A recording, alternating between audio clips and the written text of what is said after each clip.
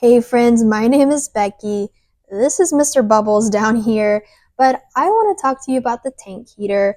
I've been using it for a few months now, so I can really let you know how well it works and also talk about some of the features of it. So it is a 25-watt heater. It's made for a 6-gallon or smaller tank. My tank is a 3.5 gallon and it has worked very well on this tank size.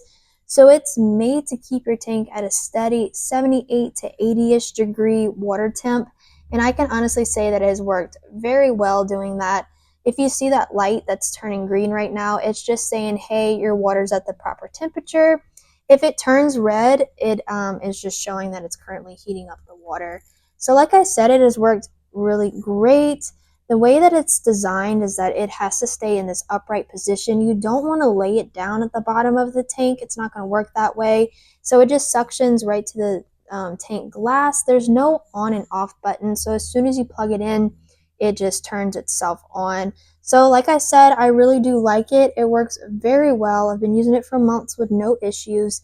I see it blinking right now. Yeah, it's just heating up the water. There's that red light like I was saying earlier. So I do highly recommend it. Go ahead and give it a try.